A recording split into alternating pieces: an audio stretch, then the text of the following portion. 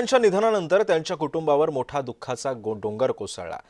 दादांच्या मृत्यूनंतर राजकारण करणं चुकीचं आहे, सगळं स्थिरस्थावर झाल्यानंतर चर्चा करणं योग्य असेल असं ठाकरे गटाचे खासदार संजय राऊतांनी वक्तव्य केलंय। झालेला आघात असह्य म्हणून थोडा काळ थांबावं लागलं। दादांच्या मृत्यूनंतर अजून महाराष्ट्र सावरलेला सुद्धा नाहीये। उपमुख्यमंत्री कोण होणार असं मंत्र्यांनी बोलणं अमानुष आहे। कोणी असा विषय काढला असेल तर तो अमानुष आहे असं राऊतांनी बोलताना खंत व्यक्त केली आहे।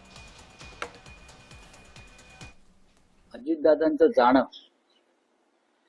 या धक्क्यातून महाराष्ट्र अद्याप सावरलेला नाही आणि तरी जर कोणी त्यांच्या नावानं राजकारण करत असेल तर ते सर्वस्वी चुकीचं आहे। एकतर त्यांचा कुटुंबावरचा आघात मोठा आहे। त्यांचे जे तळागाळाचे कार्यकर्ते ते सोडून त्याचे मंत्री वगैरे ते त्यासाठी झालेले असतात, बरं का। तळागाळाचा कार्यकर्ता जो आहे, सामान्य माणूस आहे, ज्यांचा अजितदादांशी अनेक कारणांना संबंध आला, त्यांना बसलेला धक्का हा महत्वाचा आहे। अशा वेळेला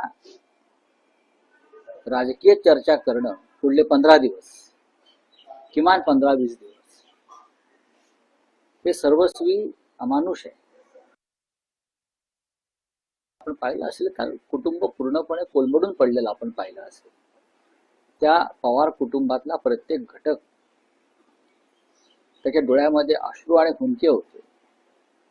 राजकारणाचा विचार करायला आता कोणाकडे वेळ आहे?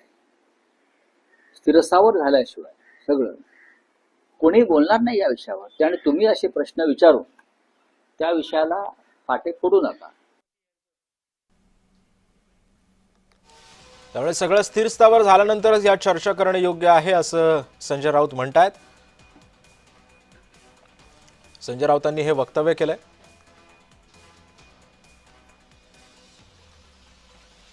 दादांच्या मृत्यूनंतर त्यांच्या कुटुंबावर दुःखाचा डोंगर कोसळला असं राऊतांनी म्हटलंय।